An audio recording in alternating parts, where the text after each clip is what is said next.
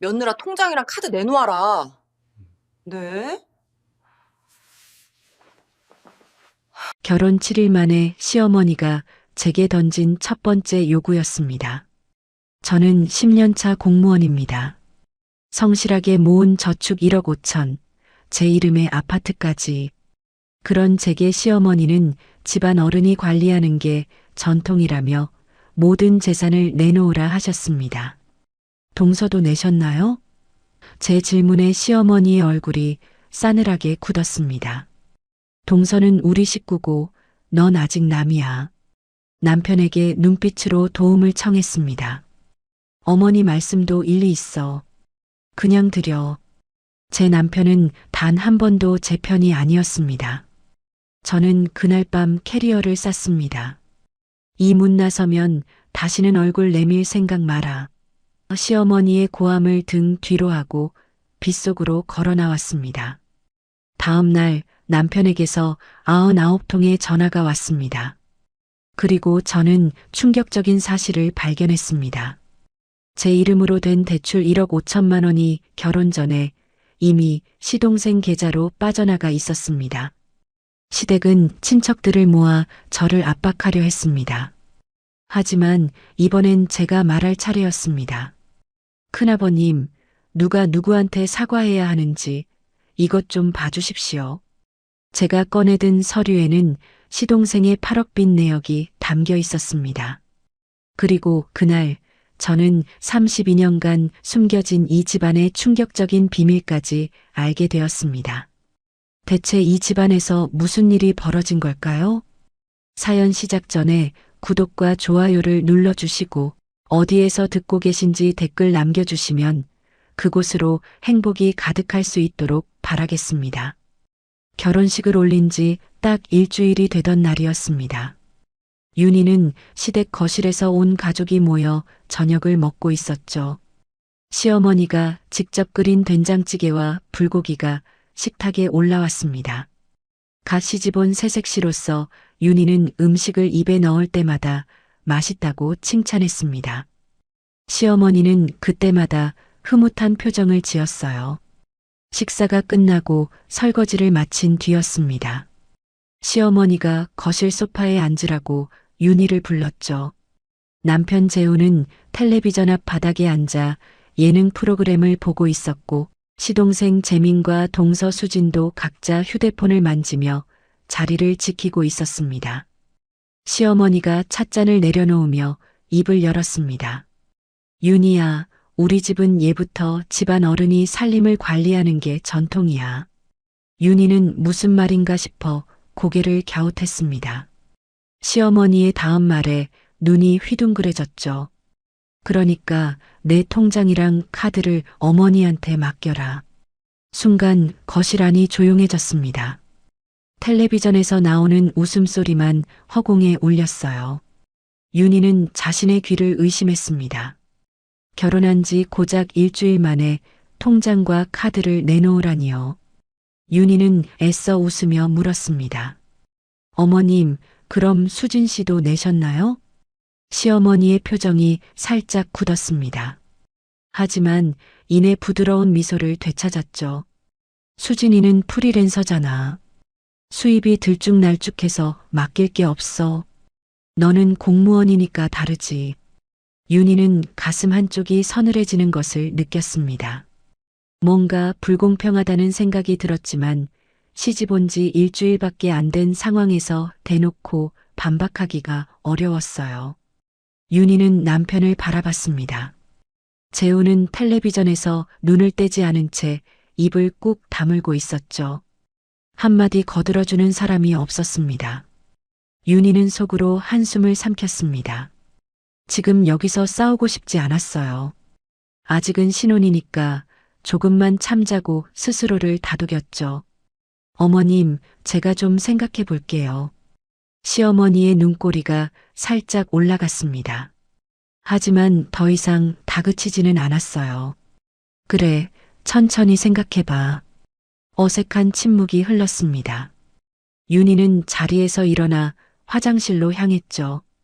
세면대 앞에 서서 차가운 물로 얼굴을 씻었습니다. 거울 속에 비친 자신의 얼굴이 창백해 보였어요. 왜 이렇게 마음이 무거운지 알 수 없었습니다. 화장실에서 나오던 윤희는 거실 벽면에 걸린 사진들을 보게 되었습니다. 액자 속에는 가족 사진이 빼곡하게 걸려 있었죠. 재민의 돌잔치 사진, 초등학교 졸업식 사진, 군대 입대하던 날 사진, 여행 가서 찍은 사진까지. 시어머니와 재민이 함께 찍은 사진이 유독 많았습니다. 그런데 이상했습니다. 남편 재훈의 사진은 단 한 장도 보이지 않았어요. 분명 형제인데 왜 동생 사진만 있는 걸까요? 윤희는 거실로 돌아가 시어머니에게 조심스럽게 물었습니다. 어머님, 재훈 씨 어릴 때 사진은 어디 있어요? 시어머니의 표정이 순간 굳어졌습니다.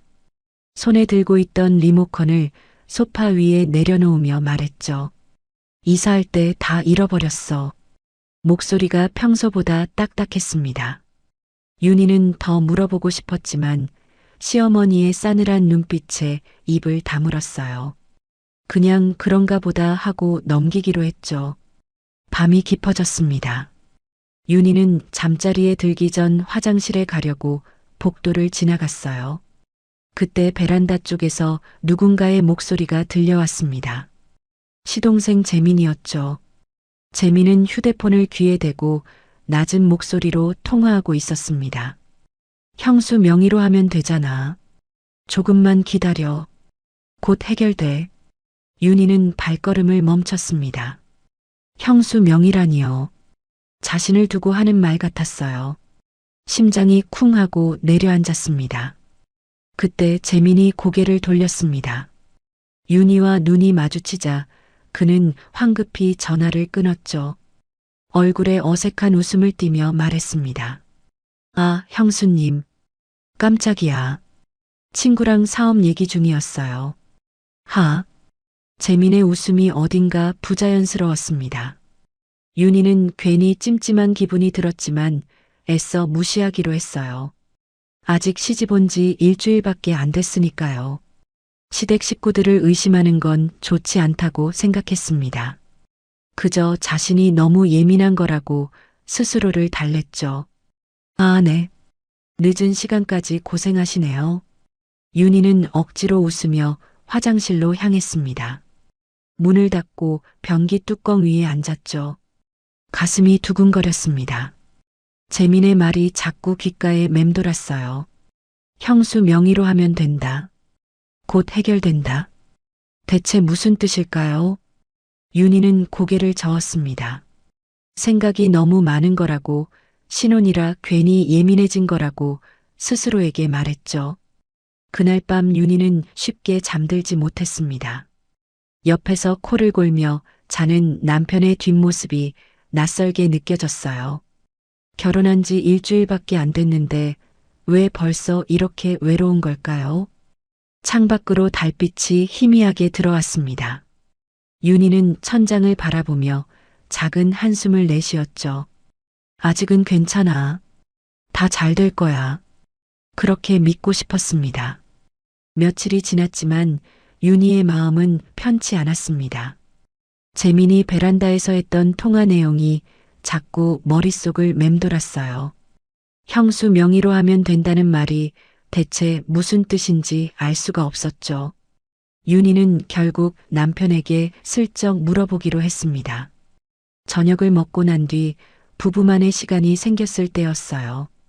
윤희는 침대에 나란히 누운 남편에게 조심스럽게 입을 열었습니다. 여보, 재민 씨가 요즘 무슨 일 하는 거예요? 얼마 전에 밤늦게 전화하는 거 봤거든요. 재훈은 휴대폰에서 눈을 떼지 않은 채 대답했죠. 동생이 요즘 스타트업 구상 중이야. 투자자 만나고 그러는 것 같던데. 별거 아니야. 목소리가 무심했습니다. 윤희는 더 물어보고 싶었지만 남편의 귀찮다는 듯한 태도에 입을 다물었어요. 괜히 시동생 일에 참견하는 것 같아서 찜찜했거든요. 다음 날 저녁이었습니다. 온 가족이 식탁에 둘러앉아 밥을 먹고 있었어요. 시어머니가 끓인 미역국에서 구수한 냄새가 났습니다. 윤희는 조용히 숟가락을 들었죠. 그때 시어머니가 불쑥 말을 꺼냈습니다. 윤희야, 통장 거는 생각해봤어? 윤희의 손이 멈췄습니다. 밥알이 목에 걸린 것처럼 답답했어요. 시어머니는 웃고 있었지만 눈빛은 날카로웠죠. 저는 제 월급은 제가 관리하고 싶어요. 생활비는 따로 드릴게요. 시어머니의 얼굴이 굳어졌습니다. 숟가락을 탁 내려놓으며 목소리를 높였죠. 이 집 며느리면 시집 방식을 따라야지. 왜 자꾸 딴소리야? 식탁 위 공기가 싸늘하게 얼어붙었습니다. 재우는 고개를 숙인 채 밥만 떠먹고 있었어요. 재민도 휴대폰만 들여다보며 못 들은 척했죠. 그때 동서수진이 끼어들었습니다. 부드러운 목소리였지만 어딘가 가식적으로 느껴졌어요. 언니, 그냥 드리면 편해요. 어머니가 다 알아서 해주시는데요. 저도 처음엔 어색했는데 지금은 오히려 속 편하더라고요. 윤희는 수진을 바라봤습니다. 분명 며칠 전에 시어머니가 수진에게는 통장을 요구하지 않았다고 했는데요. 프리랜서라 수입이 들쭉날쭉해서 맡길 게 없다고 했잖아요. 그런데 지금은 마치 자기도 다 맡긴 것처럼 말하고 있었죠. 윤희는 입술을 꾹 깨물었습니다. 여기서 따지면 분위기만 더 나빠질 것 같았어요. 결국 아무 말도 하지 못하고 고개를 숙였습니다. 식사가 끝나고 설거지를 하는데 거실에서 이상한 소리가 들려왔습니다. 재훈이 국물을 옷에 흘린 모양이었어요. 아이고, 좀 조심 못해? 시어머니의 목소리가 차갑게 울렸습니다. 윤희는 고개를 돌려 거실을 바라봤죠. 시어머니는 인상을 쓰며 재훈을 째려보고 있었어요. 재훈은 고개를 숙인 채 죄송하다고 중얼거렸습니다. 그런데 바로 직후였습니다. 재민이 손에 들고 있던 음료수를 바닥에 쏟았어요. 꽤 많은 양이 카펫 위로 번졌죠. 윤희는 시어머니가 또 화를 낼 거라고 생각했습니다. 하지만 예상과 전혀 다른 반응이 돌아왔어요. 괜찮아, 우리 막내. 요즘 스트레스 받았구나. 시어머니의 목소리가 한없이 다정했습니다. 직접 냅킨을 가져와 바닥을 닦아주더니 재민의 어깨까지 토닥여줬죠. 신경 쓰지 마. 엄마가 치울게. 윤희는 설거지하던 손을 멈추고 그 장면을 지켜봤습니다. 같은 실수를 했는데 두 아들에 대한 태도가 이렇게 다를 수 있나요? 재훈에게는 차갑게 쏘아붙이고 재민에게는 살갑게 위로하는 시어머니의 모습이 기이하게 느껴졌어요. 재훈의 표정을 슬쩍 봤습니다. 그는 아무렇지 않은 척하고 있었지만 입술을 꽉 깨물고 있었죠. 윤희는 마음 한구석이 씁쓸해졌습니다. 며칠 뒤 주말이었습니다. 윤희는 시어머니가 운영하는 미용실에 인사차 들르기로 했어요. 결혼하고 처음 가보는 거라 작은 선물도 준비했죠. 과일 세트를 들고 미용실 문을 열었습니다. 그런데 안으로 들어서는 순간 윤희는 멈칫했습니다. 미용실이 생각보다 너무 한산했거든요. 의자가 6개나 있는데 손님은 단 1명뿐이었어요. 직원도 1명밖에 보이지 않았죠. 시어머니는 카운터 앞에서 직원과 뭔가 이야기를 나누고 있었습니다. 윤희가 가까이 다가가자 직원의 목소리가 희미하게 들려왔어요. 사장님, 이번 달도 이자만 내시는 거예요?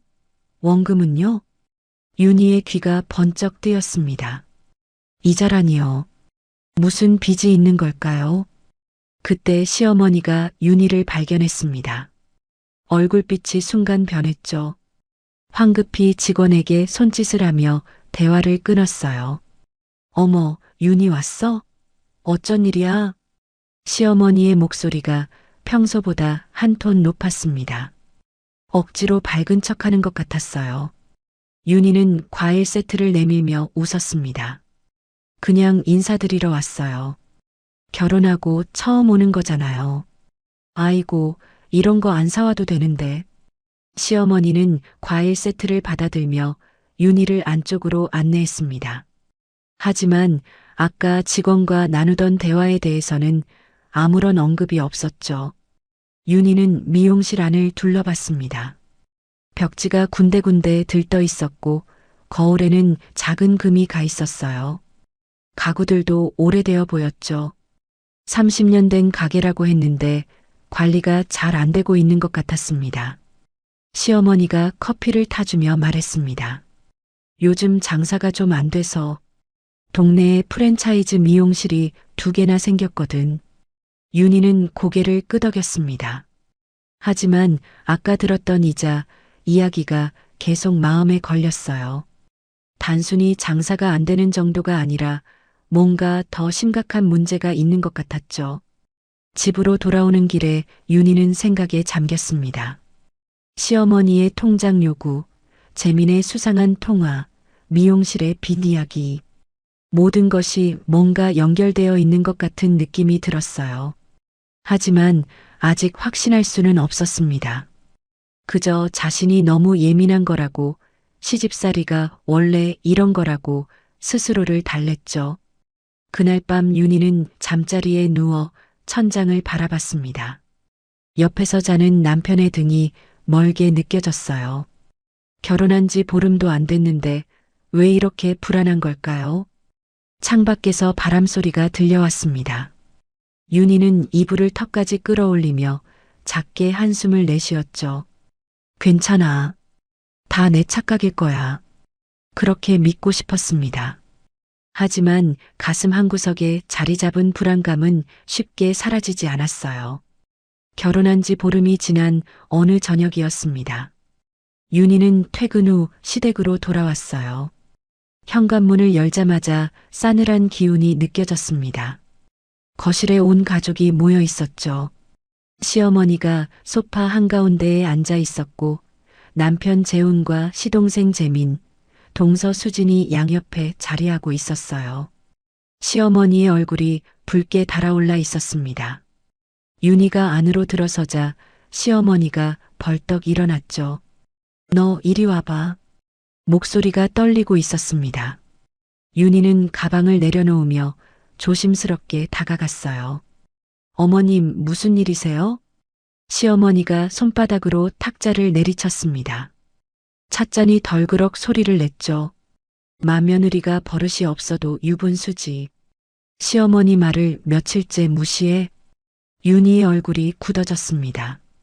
통장 이야기였어요. 시어머니는 며칠 동안 계속 압박해왔지만 윤희는 대답을 미뤄왔죠. 어머님, 저는 제 월급을 제가 관리하고 싶다고 말씀드렸잖아요. 생활비는 매달 따로 드린다고 했고요. 시어머니의 눈이 부릅떠졌습니다. 뭐, 내가 지금 나한테 대드는 거야? 윤희는 더 이상 참을 수 없었습니다. 그동안 눌러왔던 감정이 치밀어 올랐죠. 어머님, 그럼 수진 씨한테도 똑같이 요구하세요. 같은 며느리인데 왜 저한테만 이러시는 거예요? 거실 안이 조용해졌습니다. 동서 수진이 당황한 표정으로 고개를 숙였어요. 시어머니의 얼굴이 더욱 붉어졌죠. 이것이 지금 어디서 말대꾸야. 그때 남편 재훈이 끼어들었습니다. 윤희는 드디어 남편이 자기 편을 들어줄 거라고 기대했어요. 하지만 돌아온 말은 전혀 달랐습니다. 윤희 씨, 어머니 말씀도 일리 있어. 그냥 드려. 집안 평화를 위해서. 윤희는 자신의 귀를 의심했습니다. 남편마저 시어머니 편이었어요. 가슴이 쿵 하고 내려앉았죠. 당신은 내 남편이잖아. 왜 한 번도 내 편을 안 들어? 재훈은 고개를 숙인 채 대답했습니다. 어머니가 날 키워주신 분이야. 어머니 마음 상하게 하고 싶지 않아. 윤희의 눈에 눈물이 고였습니다. 결혼한 지 보름 만에 자신이 이 집에서 어떤 존재인지 깨달았어요. 남편에게 자신은 아내가 아니라 그저 시어머니의 뒤에 있는 사람이었죠. 윤희는 더 이상 말하지 않았습니다. 돌아서서 안방으로 들어갔어요. 옷장을 열고 캐리어를 꺼냈습니다. 손이 떨렸지만 하나하나 짐을 챙겼죠.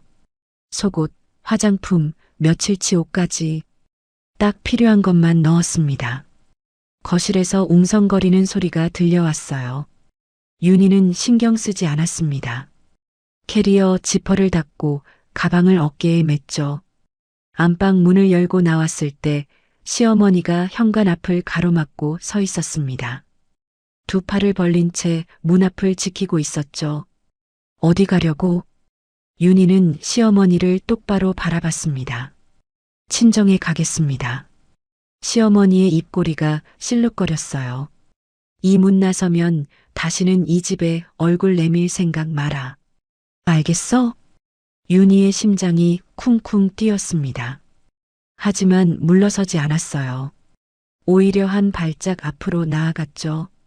그렇게 하겠습니다. 시어머니의 눈이 휘둥그레졌습니다. 이렇게 나올 줄 몰랐던 거예요. 윤희는 시어머니 옆을 지나쳐 현관문을 열었습니다. 밖에는 비가 내리고 있었어요. 굵은 빗방울이 바닥을 때리고 있었죠. 윤희는 우산도 없이 그대로 문을 나섰습니다. 윤희 씨, 뒤에서 남편의 목소리가 들려왔어요. 하지만 윤희는 돌아보지 않았습니다. 캐리어 바퀴가 젖은 바닥 위를 굴러갔죠. 비가 머리카락을 적시고 얼굴을 타고 흘러내렸습니다. 눈물인지 빗물인지 알 수 없었어요. 윤희는 그저 앞만 보고 걸었습니다. 차가운 빗속에서 홀로 캐리어를 끄는 자신의 모습이 처량하게 느껴졌죠. 결혼식 때 활짝 웃던 자신의 모습이 떠올랐습니다. 불과 보름 전이었어요. 하얀 웨딩드레스를 입고 행복한 미래를 꿈꿨죠. 그런데 지금은 빗속에서 쫓기듯 시댁을 나서고 있었습니다. 윤희의 어깨가 들썩였어요. 참았던 울음이 터져나왔습니다. 빗소리에 묻혀 아무도 듣지 못할 울음이었죠. 한편 시댁 거실에서는 다른 일이 벌어지고 있었습니다. 재민이 창문 앞에 서서 밖을 내다보고 있었어요. 빗속으로 사라지는 윤희의 뒷모습을 지켜보던 그의 얼굴이 하얗게 질렸습니다. 재민은 황급히 휴대폰을 꺼내 어딘가에 전화를 걸었어요. 형수 나갔어. 이제 어떡해? 이자 날짜 코앞인데. 시간이 없잖아. 목소리가 다급하게 떨리고 있었습니다. 그때 시어머니가 재민에게 다가왔어요. 재민의 손에서 휴대폰을 낚아채더니 전화를 끊었죠. 엄마, 왜 그래요? 시어머니의 눈빛이 차갑게 가라앉아 있었습니다. 낮고 서늘한 목소리로 말했죠. 내가 일을 그르쳤어. 재민의 얼굴이 더욱 창백해졌어요. 무슨 소리예요? 저는 아무것도 안 했는데요. 시어머니가 재민의 팔을 붙잡았습니다. 내가 베란다에서 전화하는 거 형수가 들었어. 내가 다 계획해놨는데 내가 망쳐버렸잖아. 재민의 눈이 휘둥그레졌어요. 시어머니는 이를 악물며 창밖을 바라봤습니다. 비는 점점 더 세차게 내리고 있었죠. 어떻게든 다시 데려와야 해. 전현 통장 없으면 우리 다 끝이야.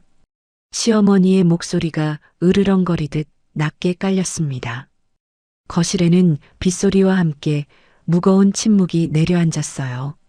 창밖으로 윤희의 모습은 이미 보이지 않았습니다. 빗속으로 완전히 사라진 뒤였죠. 시어머니와 재민은 무언가를 숨기고 있었습니다.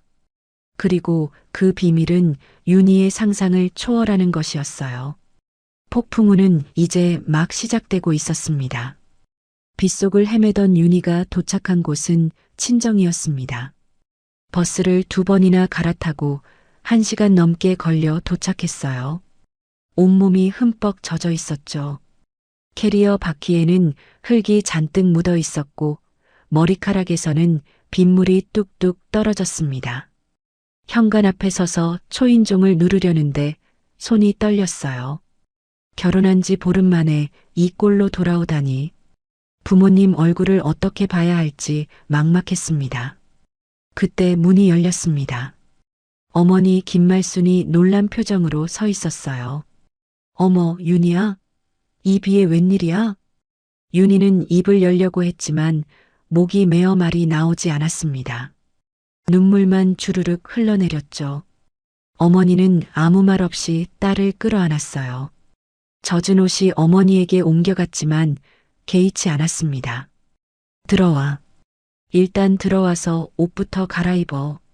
거실에서 신문을 보던 아버지 서정수가 부스스 일어났습니다. 딸의 모습을 보자마자 표정이 굳어졌죠. 윤희야, 무슨 일이야? 왜 이 모습이야?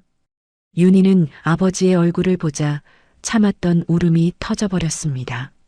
무릎이 풀려 주저앉을 뻔했어요. 아버지가 얼른 다가와 딸을 부축했죠. 일단 씻고 와. 얘기는 나중에 해도 돼. 어머니가 따뜻한 물을 받아놓고 수건과 옷을 준비해줬습니다. 윤희는 욕실에서 한참을 울었어요. 뜨거운 물이 얼어붙은 몸을 녹여줬지만 마음속 얼음은 쉽게 녹지 않았죠. 씻고 나오니 거실에 따뜻한 된장찌개가 차려져 있었습니다. 어머니가 급하게 끓인 것 같았어요. 김이 모락모락 피어오르고 있었죠. 밥 먹었어? 일단 먹어. 따뜻한 거 먹어야 해. 윤희는 식탁 앞에 앉았습니다. 숟가락을 들었지만 손이 떨려서 국을 뜨기가 어려웠어요. 어머니가 옆에서 등을 쓸어주었죠. 천천히 먹어. 아무도 안 재촉해. 한 숟가락 떠서 입에 넣었습니다. 익숙한 맛이었어요. 어릴 때부터 먹어온 어머니의 된장찌개. 그 맛에 또다시 눈물이 쏟아졌습니다. 시댁에서 보름 동안 밥을 먹으면서 단 한 번도 이렇게 울컥한 적이 없었어요. 맛있다고 칭찬하면서도 마음 한구석은 늘 불편했죠. 그런데 친정의 된장찌개 한 숟가락에 그동안 참았던 감정이 다 터져버렸습니다. 밥을 다 먹고 나서야 윤희는 입을 열 수 있었어요. 그동안 있었던 일을 처음부터 끝까지 이야기했습니다. 시어머니의 통장 요구, 남편의 무관심, 재민의 수상한 통화, 미용실에서 들었던 이자 이야기까지 한마디도 빠뜨리지 않았죠. 아버지는 팔짱을 끼고 듣고만 있었습니다. 표정이 점점 어두워졌어요. 어머니는 중간중간 한숨을 내쉬었죠. 이야기가 끝나자 아버지가 입을 열었습니다. 윤희야, 잘한 거다. 부당한 데서 버틸 필요 없어. 윤희는 고개를 들었어요. 아버지의 눈빛이 단호했습니다. 결혼했다고 모든 걸 참아야 하는 건 아니야. 내 인생이야. 스스로 지킬 건 지켜야지. 어머니도 옆에서 고개를 끄덕였어요. 그래, 통장을 왜 시어머니한테 줘? 내 돈은 내 거지. 부모님의 말에 윤희는 한결 마음이 가벼워졌습니다. 잘못한 게 자기라고 생각했는데 아니었어요. 부당한 요구를 거절한 것뿐이었죠. 그날 밤 윤희는 오랜만에 자기 방에서 잠을 청했습니다. 결혼 전까지 쓰던 방이었어요. 벽에는 아직도 대학 시절 사진이 붙어 있었죠. 그때는 미래가 희망차게만 느껴졌는데 지금은 모든 것이 엉망이 되어버렸습니다. 베개에 머리를 눕히려는 순간 휴대폰이 울렸습니다. 화면에 남편 재훈의 이름이 떴어요. 윤희는 받지 않았습니다. 전화가 끊어졌다가 다시 울렸죠. 또 받지 않았어요. 그렇게 전화가 계속 왔습니다. 10번, 20번, 30번. 끊임없이 울려댔죠. 윤희는 휴대폰을 무음으로 바꾸고 책상 위에 엎어놨습니다. 다음 날 아침 눈을 떴을 때 휴대폰을 확인했어요. 부재중 전화가 99통이었습니다. 문자 메시지도 수십 통이 와 있었죠. 윤희는 문자를 하나씩 읽어봤습니다. 어머니 혈압 오르셨어. 내 때문이야. 당장 돌아와. 어른들 앞에서 무슨 망신이야. 집안 망신이야. 동네방네 소문났어. 내가 책임져야지. 이게 며느리가 할 짓이야? 친정 가서 이르기나 하고. 한심하다. 윤희는 문자를 읽으면서 손이 떨렸습니다. 99통의 전화와 수십 통의 문자. 그 많은 연락 중에 단 한마디도 없었어요. 괜찮아? 어디야? 미안해. 걱정돼. 진심 어린 사과도, 아내를 걱정하는 말도 단 한 글자 없었습니다. 전부 다 시어머니 걱정, 집안 체면, 자기 입장뿐이었죠. 윤희는 휴대폰을 쥔 손에 힘이 풀렸어요. 가슴이 텅 비어버린 느낌이었습니다. 결국 나는 이 사람한테 뭐였던 거지? 혼잣말이 입 밖으로 새어나왔습니다. 1년 반 동안 연애하면서 이 사람이라면 믿을 수 있다고 생각했어요. 프러포즈 받을 때 행복해서 펑펑 울었죠. 결혼식 날 평생 함께하자던 그 말을 진심으로 믿었습니다. 그런데 지금은요. 아내가 빗속에서 나갔는데 한 번도 괜찮냐고 묻지 않은 남편이었어요. 어디 있냐고 다쳤냐고 걱정하는 말 대신 집안 망신이라고 책임지라고 쏘아붙이는 사람이었죠. 윤희는 눈물도 나오지 않았습니다. 슬픔을 넘어 허탈했어요. 자신이 사랑한 사람이 이런 사람이었다는 게 믿기지 않았죠. 아침 식사 때 아버지가 물었습니다. 남편한테서 연락 왔어? 윤희는 휴대폰을 아버지에게 보여줬어요. 99통의 부재중 전화와 문자 내용을. 아버지는 한참 동안 화면을 들여다봤습니다. 표정이 점점 굳어졌죠. 이게 남편이 보낼 문자냐? 아내 걱정은 한 글자도 없잖아.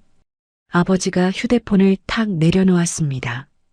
오랜 경찰 생활로 단련된 눈빛이 날카로워졌어요. 윤희야, 아빠가 보기에 저 집에 뭔가 이상해. 윤희는 고개를 갸웃했어요. 무슨 말씀이세요? 아버지가 팔짱을 끼며 말했습니다. 통장 요구가 너무 급하고 다급해. 결혼한 지 일주일 만에 며느리 통장을 내놓으라고? 그것도 이렇게 강압적으로? 정상적인 집안에서 할 짓이 아니야. 윤희는 아버지의 말에 생각에 잠겼어요. 확실히 이상하긴 했습니다. 시어머니의 태도가 너무 다급했죠. 그리고 내가 말한 그 통화 내용 있잖아. 형수 명의로 하면 된다는 거. 그게 뭔지 모르겠는데 뭔가 쫓기는 사람들 같아. 아버지의 눈빛이 진지했습니다. 내가 알아보마. 옛날 후배들한테 부탁하면 뭔가 나올 거야. 윤희는 아버지의 말에 고개를 끄덕였어요. 하지만 한편으로는 두려웠습니다. 시댁에 정말 무슨 비밀이 있는 걸까요? 자신이 모르는 무언가가 숨겨져 있는 걸까요? 그날 저녁 윤희는 휴대폰 전원을 껐습니다. 더 이상 남편의 문자를 보고 싶지 않았어요. 보면 볼수록 마음만 아팠죠. 침대에 누워 천장을 바라봤습니다. 재민이 베란다에서 했던 말이 자꾸 머릿속을 맴돌았어요. 형수 명의로 하면 되잖아. 곧 해결돼. 대체 무슨 뜻일까요? 자기 명의로 뭘 어떻게 한다는 걸까요? 그리고 시어머니가 재민에게 했던 말도 떠올랐습니다. 내가 다 계획해놨는데 내가 망쳐버렸잖아. 계획이라니요. 무슨 계획을 세웠던 걸까요? 혹시 처음부터 자신을 노리고 있었던 건 아닐까요? 윤희는 이불을 턱까지 끌어올렸습니다. 몸이 으슬으슬 떨렸어요. 추위 때문만은 아니었죠. 알 수 없는 불안감이 온몸을 감싸고 있었습니다. 그날 밤 윤희는 잠을 이루지 못했습니다. 눈을 감으면 시어머니의 차가운 눈빛이 떠올랐고 남편의 무심한 뒷모습이 스쳐 지나갔어요. 그리고 재민의 수상한 통화 내용이 귓가에 맴돌았죠. 새벽녘이 되어서야 겨우 눈을 붙일 수 있었습니다. 하지만 잠은 깊지 않았어요. 꿈속에서도 시댁 사람들이 자신을 쫓아왔죠. 폭풍우는 지나갔지만 진짜 폭풍은 아직 오지 않았습니다. 윤희는 아직 모르고 있었어요. 자신을 기다리고 있는 진실이 얼마나 충격적인지를. 친정에 온 지 사흘째 되는 날이었습니다. 윤희는 여전히 불안했어요. 재민의 통화 내용이 머릿속을 떠나지 않았죠. 형수 명의로 하면 된다는 말이 대체 무슨 뜻인지 알 수가 없었습니다. 아침을 먹고 난 뒤 윤희는 방에 들어가 문을 닫았어요. 침대에 앉아 휴대폰을 꺼내 들었습니다. 손가락이 떨렸죠. 뭔가 잘못된 게 있을 것 같은 예감이 들었어요. 윤희는 은행 앱을 열었습니다. 본인 신용정보 조회 메뉴를 눌렀죠. 공인인증서로 본인 확인을 하고 나서 화면을 기다렸습니다. 몇 초 뒤 화면이 바뀌었어요. 윤희는 눈을 의심했습니다. 심장이 쿵 하고 내려앉았죠. 신용대출 1억 5천만 원. 대출 실행일 9개월 전. 윤희는 휴대폰을 두 손으로 꽉 쥐었습니다. 손이 사시나무 떨듯 떨렸어요. 자신은 대출을 받은 적이 없었습니다. 단 한 번도요. 그런데 1억 5천만 원이라니요. 이게 뭐야? 내가 대출을 받은 적이 없는데. 혼잣말이 입 밖으로 새어나왔습니다. 머릿속이 하얘졌어요. 숨이 제대로 쉬어지지 않았죠. 윤희는 떨리는 손으로 대학 동기 은정에게 전화를 걸었습니다. 은정은 시중은행 여신심사팀에서 일하고 있었어요. 대출 관련 업무를 담당하는 친구였죠. 신호음이 3번 울리고 전화가 연결되었습니다. 여보세요? 윤희야, 오랜만이다. 무슨 일이야? 윤희는 떨리는 목소리로 말했어요. 은정아, 나 급한 일이 있어. 내 신용정보 좀 확인해 줄 수 있어? 내 명의로 대출이 잡혀 있는데 나는 받은 적이 없거든. 전화기 너머로 은정의 목소리가 진지해졌습니다. 뭐?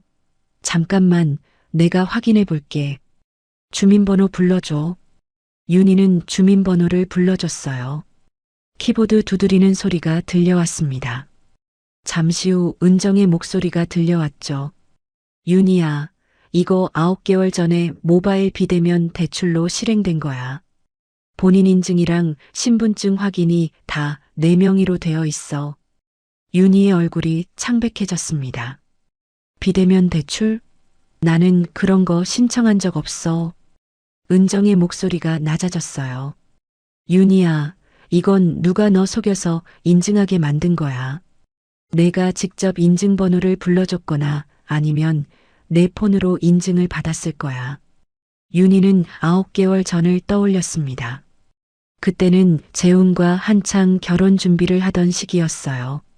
예식장 계약하고 스드메 알아보고 신혼집 구하느라 정신없이 바빴죠. 은정이 다시 말했습니다. 대출금 이체 내역 확인해 볼게. 잠깐만. 키보드 소리가 또 들려왔어요. 그리고 잠시 후 은정의 목소리가 떨렸습니다. 윤희야, 대출금 1억 5천만 원이 전액 황재민이라는 사람 계좌로 입금됐어. 윤희의 손에서 휴대폰이 미끄러져 내렸습니다. 바닥에 떨어진 휴대폰에서 은정의 목소리가 새어나왔어요. 윤희야? 윤희야, 거기 있어? 윤희는 휴대폰을 주워들었습니다. 손이 너무 떨려서 제대로 잡기가 힘들었어요. 은정아, 다시 한번 말해줘. 누구 계좌로 갔다고? 황재민. 이름 아는 사람이야? 황재민. 시동생 재민이었습니다.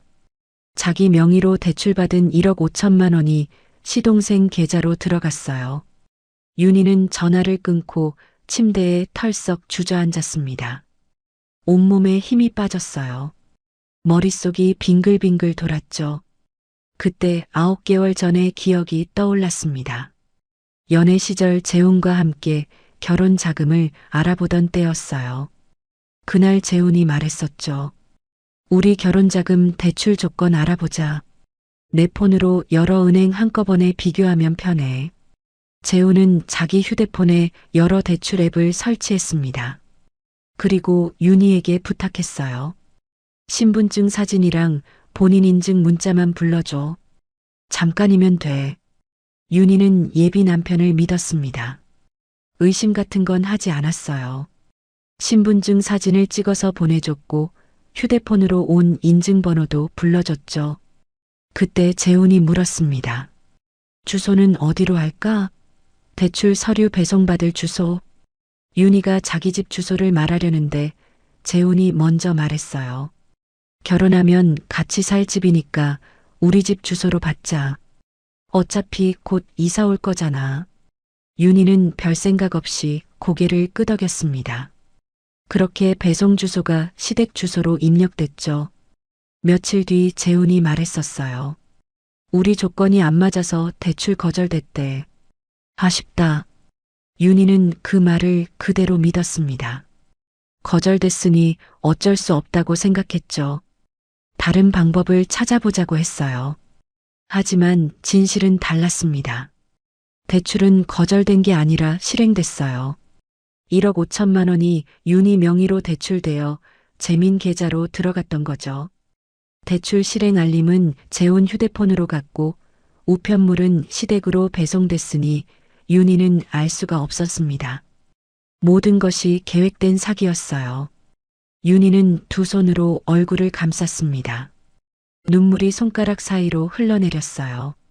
온몸이 부들부들 떨렸죠. 처음부터 나를 노린 거였어.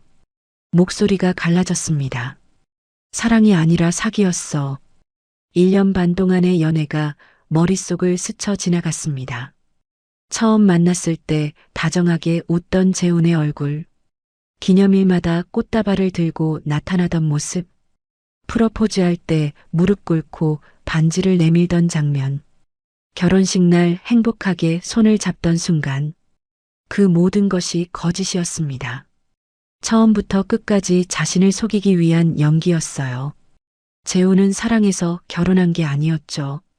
돈을 뜯어내기 위해 접근한 거였습니다. 윤희는 침대에 엎드려 오열했습니다. 소리를 죽이려고 베개에 얼굴을 묻었지만 울음이 새어나왔어요. 어깨가 들썩거렸죠. 왜 몰랐을까요? 왜 눈치채지 못했을까요?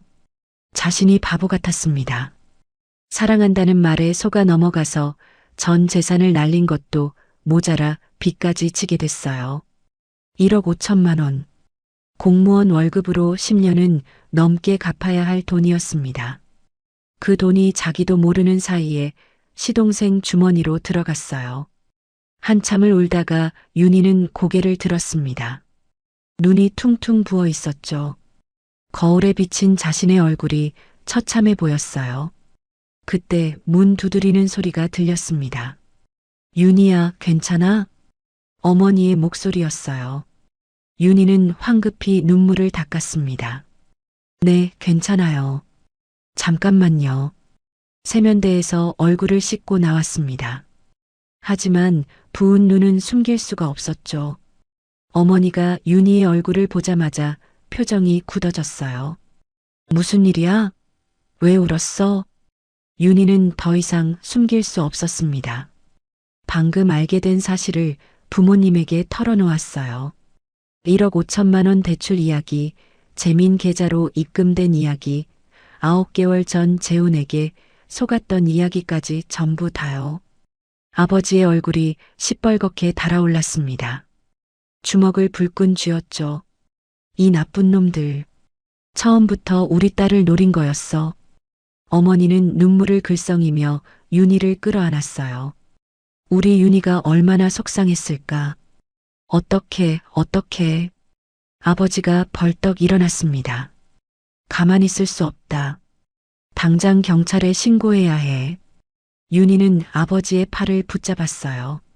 아빠, 잠깐만요. 일단 증거부터 모아야 해요. 무작정 신고하면 저쪽에서 발뺌할 수도 있어요. 10년 공무원 생활이 헛되지 않았습니다. 윤희는 충격 속에서도 이성을 잃지 않았어요. 꼼꼼하고 원칙적인 성격이 이럴 때 빛을 발했죠. 은정이한테 대출 서류랑 이체 내역 정식으로 떼달라고 할게요. 그리고 재훈이랑 나눴던 문자 메시지도 다 캡처해 둘 거예요. 아버지가 고개를 끄덕였습니다. 그래, 증거가 중요해. 저것들이 발뺌 못하게 확실히 준비하자. 윤희는 휴대폰을 들었습니다. 손이 아직도 떨렸지만 눈빛은 단호했어요. 더 이상 울고만 있을 수는 없었습니다. 당한 만큼 되갚아줘야 했어요. 아니, 그 이상으로요. 윤희는 은정에게 다시 전화를 걸었습니다. 대출 서류 일체와 이체 내역서를 공식적으로 발급해달라고 부탁했죠. 은정은 흔쾌히 도와주겠다고 했어요. 전화를 끊고 나서 윤희는 창밖을 바라봤습니다. 하늘이 맑게 개어 있었어요. 며칠 전 폭우가 거짓말처럼 느껴졌죠. 두고 봐. 이대로 당하고만 있지 않을 거야. 윤희의 목소리가 낮게 울렸습니다. 눈에는 눈물 대신 결의가 차올랐어요. 전쟁은 이제 막 시작되고 있었습니다. 윤희가 대출 사기 사실을 알게 된 뒤 며칠이 지났습니다. 아버지 서정수는 가만히 있지 않았어요. 30년 넘게 경찰로 일한 사람이었죠. 수사하는 방법을 누구보다 잘 알았습니다. 내가 직접 알아보마. 저 집안에 뭔가 더 있을 거야. 아버지는 시댁 주변을 조용히 탐문하기 시작했어요. 옛날 후배들에게 부탁해서 재민의 신용정보도 확인했죠. 그리고 직접 발로 뛰며 정보를 모았습니다. 며칠 뒤 아버지가 심각한 표정으로 돌아왔어요. 손에 휴대폰을 들고 있었죠. 윤희야, 이것 좀 봐라. 아버지가 휴대폰 화면을 보여줬습니다. 사진이 여러 장 찍혀 있었어요. 윤희는 사진을 하나씩 넘겨봤죠. 첫 번째 사진은 시어머니 미용실 뒷골목이었습니다. 벽에 종이 한 장이 붙어 있었어요. 빨간 글씨가 선명했죠. 채권 추심 예고장, 채무자 황재민, 대부업체 원리금 상환 독촉. 윤희의 눈이 커졌습니다. 채권 추심이라니요. 재민이 돈을 갚지 못해서 독촉장이 붙은 거였어요. 두 번째 사진도 비슷했습니다. 다른 대부업체 이름이 적힌 또 다른 독촉장이었죠. 세 번째, 네 번째 사진도 마찬가지였어요. 전부 재민에게 돈을 갚으라는 내용이었습니다. 이게 다 뭐예요, 아빠? 윤희의 목소리가 떨렸어요. 아버지가 한숨을 내쉬며 말했습니다. 저놈이 빚이 한두 군데가 아니야. 내가 미용실 근처 부동산에 가서 물어봤거든. 아버지는 그날 있었던 일을 들려줬어요. 아버지가 시댁 근처 부동산을 찾아갔을 때였습니다. 60대쯤 되어 보이는 부동산 사장이 가게 앞을 쓸고 있었어요. 아버지가 슬쩍 말을 걸었죠. 사장님, 저기 미용실 있잖아요. 오래된 가게 같던데. 부동산 사장이 빗자루를 멈추고 고개를 돌렸어요. 아, 그 집이요? 30년 넘었죠. 근데 요즘 장사가 잘 안 되나 봐요. 그래요? 왜요?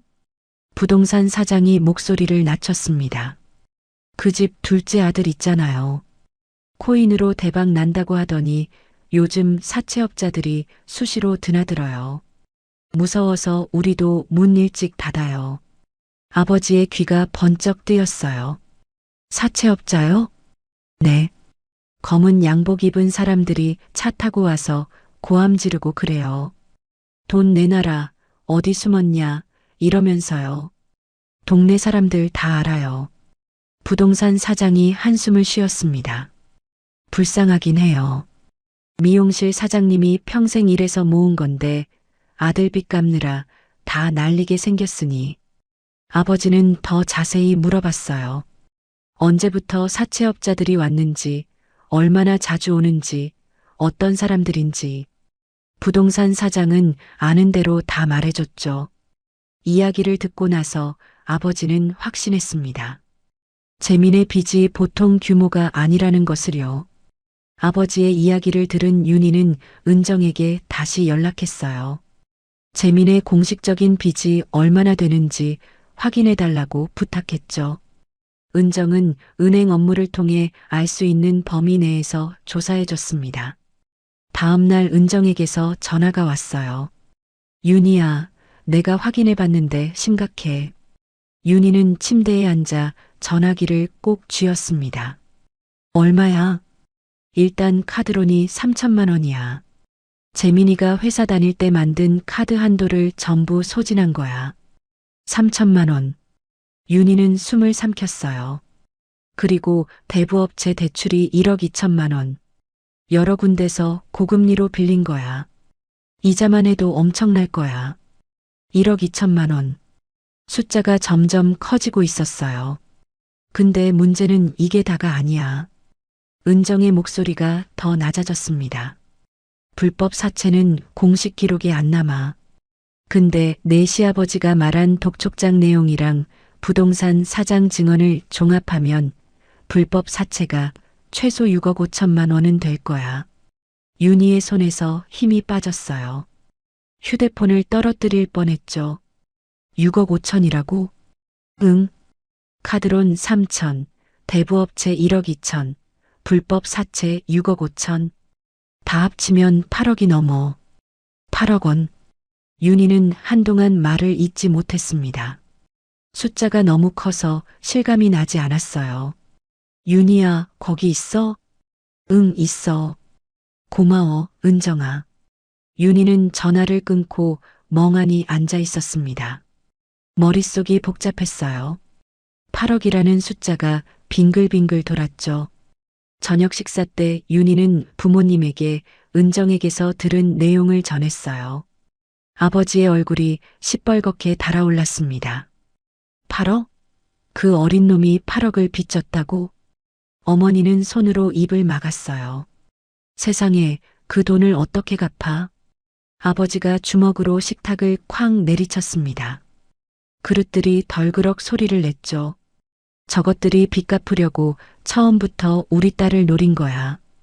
결혼 자체가 사기였어. 내 딸을 현금 인출기로 쓰려고 했던 거라고. 아버지의 목소리가 떨렸어요. 분노와 슬픔이 뒤섞인 목소리였죠. 윤희는 고개를 숙였습니다. 아버지 말이 맞았어요. 처음부터 자신은 사랑받는 며느리가 아니라 빚 갚을 도구였던 거죠. 1년 반 동안의 연애도 달콤한 프로포즈도 행복했던 결혼식도 전부 다 계획된 사기였습니다. 하지만 윤희는 울지 않았어요. 이미 충분히 울었거든요. 이제는 눈물 대신 다른 것이 필요했습니다. 아빠, 엄마, 저 가만히 당하고만 있지 않을 거예요. 윤희의 목소리가 단호했어요. 눈빛이 달라져 있었죠. 증거 다 모아서 법적으로 싸울 거예요. 한 푼도 안 지고 다 되찾을 거예요. 아버지가 고개를 끄덕였습니다. 그래, 그래야지. 아빠가 도와줄게. 그날 밤부터 윤희는 증거 자료를 체계적으로 정리하기 시작했어요. 10년 공무원 경력이 빛을 발했죠. 서류 정리하는 건 누구보다 자신 있었거든요. 먼저 대출 서류와 이체 내역을 출력했습니다. 은정이 공식적으로 발급해준 서류들이었어요. 날짜, 금액, 이체 계좌가 모두 선명하게 찍혀 있었죠. 다음으로 아버지가 찍어온 채권 추심 독촉장 사진들을 정리했어요. 날짜별로, 업체별로 분류했죠. 부동산 사장의 증언도 빠뜨리지 않았습니다. 아버지가 대화 내용을 녹음해뒀거든요. 파일을 USB에 저장했어요. 마지막으로 재혼과 주고받은 문자 메시지를 전부 캡처했습니다. 결혼 전 대출 알아본다고 했던 문자, 거절됐다고 거짓말했던 문자, 시댁 나온 뒤 보낸 99통의 문자까지 전부 다요. 윤희는 이 모든 자료를 클리어 파일에 정리해서 넣었어요. 두툼한 서류 뭉치가 완성됐죠. 이 정도면 됐어. 윤희는 서류 봉투를 바라보며 중얼거렸습니다. 이제 변호사만 선임하면 됐어요. 아버지가 오랜 친구인 변호사를 소개해줬습니다. 민사와 형사 전문이었어요. 변호사는 윤희의 이야기를 듣고 증거 자료를 검토한 뒤 고개를 끄덕였죠. 승소 가능성 높습니다. 증거가 확실해요. 윤희는 변호사와 함께 전략을 세웠어요. 이혼 소송과 형사 고소를 동시에 진행하기로 했죠. 재민에게는 사기죄, 시어머니에게는 공범 혐의를 적용할 거였습니다. 그렇게 준비를 마쳤을 때 시댁에서 연락이 왔어요. 재훈이었습니다. 목소리가 굳어 있었죠. 윤희 씨, 큰아버지가 가족회의를 소집하셨어. 친척 어른들 다 모이신대. 와서 내가 한 행동에 대해 사과해야 해. 윤희는 전화기를 귀에 댄 채 잠시 침묵했어요. 그리고 담담하게 대답했습니다. 알겠어요. 가겠습니다. 전화를 끊자 부모님이 걱정스러운 눈으로 바라봤어요. 윤희야, 거기 가려고? 뭔 봉변을 당할지 모르는데. 어머니가 말했죠. 아버지도 걱정스러운 표정이었어요. 윤희는 책상 위에 놓인 두툼한 서류 봉투를 집어들었습니다. 그리고 부모님을 바라보며 말했어요. 괜찮아요. 이번엔 제가 말할 차례예요. 윤희의 눈빛이 단단했습니다. 더 이상 당하기만 하는 며느리가 아니었어요. 누가 누구한테 사과해야 하는지 보여줄 거예요. 아버지가 딸의 어깨를 토닥였어요. 우리 딸 대단하다. 가서 제대로 한 방 먹여라. 어머니는 걱정스러우면서도 딸을 믿는 눈빛이었죠. 조심해. 너무 흥분하지 말고. 윤희는 고개를 끄덕였습니다. 가슴이 두근거렸지만 두려움은 없었어요. 오히려 기대됐죠. 드디어 진실을 밝힐 때가 온 거였습니다. 창밖으로 해가 지고 있었어요. 붉은 노을이 하늘을 물들이고 있었죠. 윤희는 서류 봉투를 가방에 넣으며 생각했습니다. 내일이면 모든 게 달라질 거야. 폭풍 전야의 고요함이 방 안을 감싸고 있었습니다.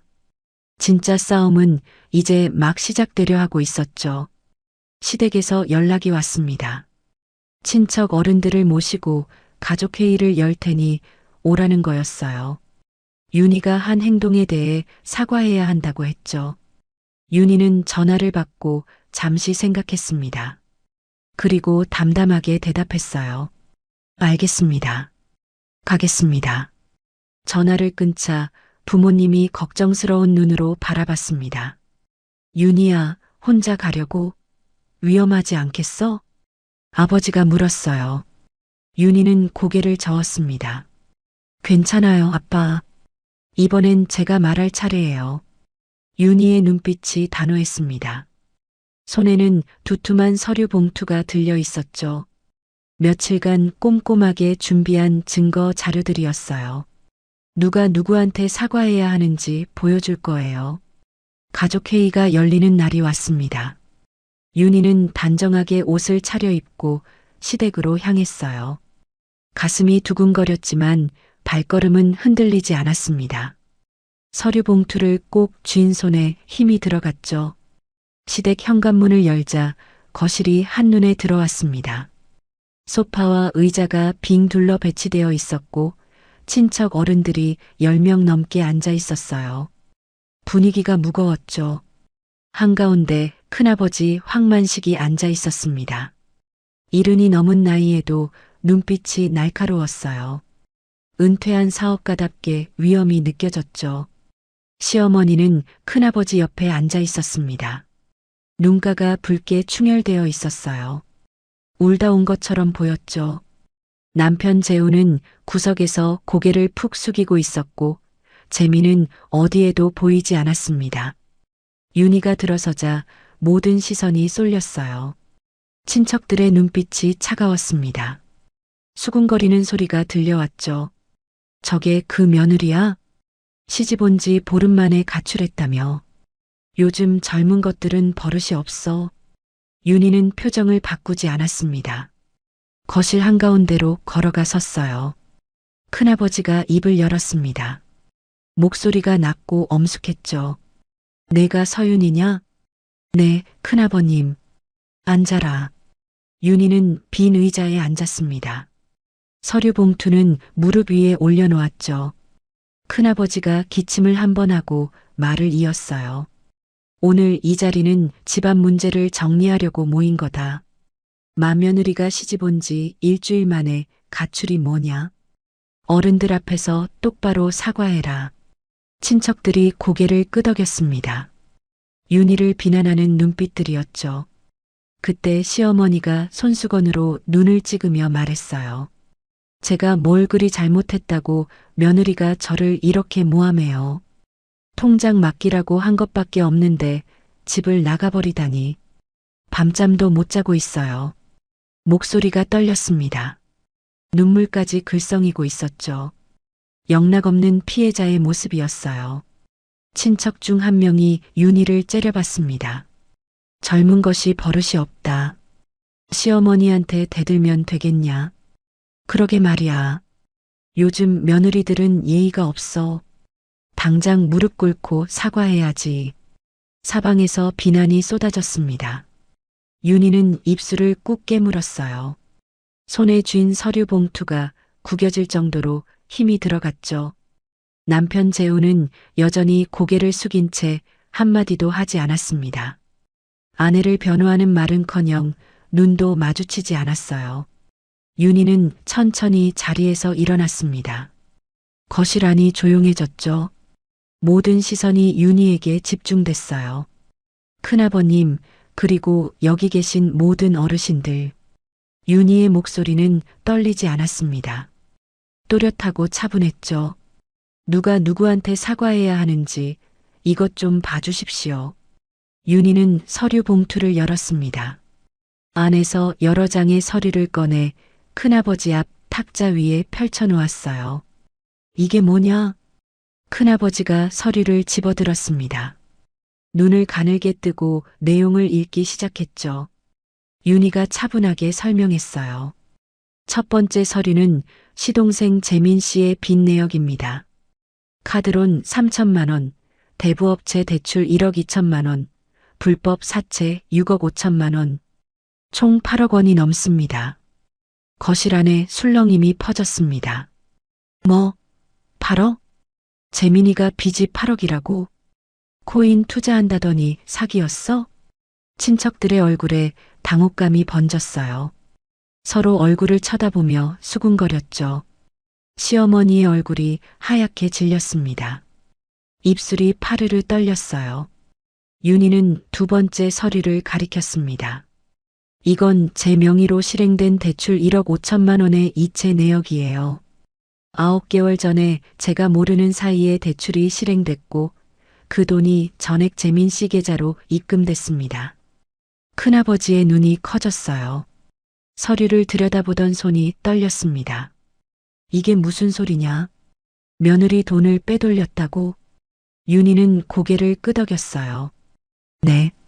결혼 전에 재훈 씨가 결혼자금 대출 알아본다며 제 신분증과 인증번호를 받아갔어요. 대출이 거절됐다고 거짓말하고는 실제로는 제 명의로 1억 5천을 빼서 재민 씨에게 넘긴 겁니다. 거실 안이 얼어붙었습니다. 친척들의 표정이 완전히 달라졌어요. 조금 전까지 윤희를 비난하던 사람들이 이제는 시어머니와 재훈을 바라보고 있었죠. 세상에 사기를 친 거야? 며느리 돈을 훔쳤다고? 이게 말이 돼? 시어머니가 벌떡 일어났습니다. 얼굴이 벌겋게 달아올라 있었어요. 전현이 조작한 거예요. 우리 재민이가 그럴 리 없어요. 시어머니의 목소리가 날카롭게 울렸습니다. 하지만 손가락이 떨리고 있었죠. 눈동자가 불안하게 흔들렸어요. 윤희는 세 번째 서류를 꺼냈습니다. 이건 시어머니 미용실 뒷골목에 붙어있던 채권 추심 예고장이에요. 그리고 이건 근처 부동산 사장님 증언을 녹음한 겁니다. 재민 씨한테 사채업자들이 수시로 찾아온다고 하시더라고요. 시어머니의 얼굴에서 핏기가 사라졌습니다. 다리가 풀린 듯 뒤로 비틀거렸어요. 큰아버지가 서류를 탁 내려놓았습니다. 탁자가 쿵 소리를 냈죠. 얼굴이 시뻘겋게 달아올라 있었어요. 재수 씨, 이게 어떻게 된 일이요? 큰아버지의 목소리가 낮게 으르렁거렸습니다. 사돈댁 따님한테 사기를 쳐? 며느리 명의로 대출받아서 아들 빚 갚아? 이게 우리 황씨 가문 체면이요? 시어머니는 입을 벌렸다 닫았다 했어요. 변명할 말을 찾는 것 같았지만 아무 소리도 나오지 않았죠. 재훈이 처음으로 고개를 들었습니다. 얼굴이 창백했어요. 큰아버지, 저는 정말 몰랐어요. 어머니가 시키는 대로 했을 뿐이에요. 시어머니가 재훈을 노려봤습니다. 이 자식이 지금 뭐라는 거야? 재훈은 움찔했지만 말을 이었어요. 사실이잖아요. 어머니가 윤희 씨 신분증 받아오라고 했잖아요.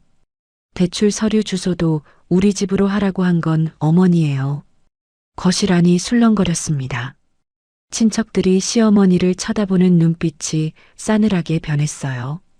큰아버지가 자리에서 벌떡 일어났습니다. 그래서 결혼시킨 거야? 처음부터 며느리 돈 뜯어먹으려고 결혼시킨 거냐고. 큰아버지의 고함이 거실을 울렸어요. 시어머니는 더 이상 버티지 못하고 소파에 주저앉았습니다. 윤희는 그 모습을 지켜보다가 입을 열었어요. 오늘 여기 계신 모든 어르신들 앞에서 선언합니다. 거실 안이 조용해졌습니다. 모든 시선이 윤희에게 쏠렸죠. 저 서윤희는 황재훈 씨와 이혼하겠습니다. 재훈의 얼굴이 일그러졌어요. 입술이 파르르 떨렸죠. 그리고 빼앗긴 제 재산은 법적으로 전부 되찾겠습니다. 사기죄와 횡령죄로 고소할 겁니다. 윤희의 목소리는 차갑고 단호했습니다. 눈에는 눈물 대신 결의가 가득했어요.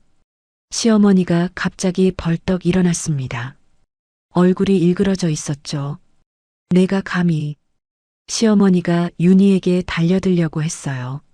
하지만 두 발짝도 떼기 전에 그 자리에서 휘청거렸습니다. 눈이 뒤집히면서 바닥으로 쓰러졌죠. 어머니. 재훈이 달려갔습니다. 친척들도 놀라서 일어섰어요. 빨리 119 불러. 물 가져와. 거실 안이 아수라장이 됐습니다. 시어머니는 의식을 잃은 채 바닥에 쓰러져 있었죠. 윤희는 그 모습을 바라보다가 조용히 서류를 챙겼습니다. 더 이상 이 자리에 있을 이유가 없었어요. 재훈이 윤희를 붙잡았습니다. 윤희 씨, 나는 정말 몰랐어. 어머니가 시키는 대로 했을 뿐이야. 제발. 윤희는 재훈의 손을 뿌리쳤어요.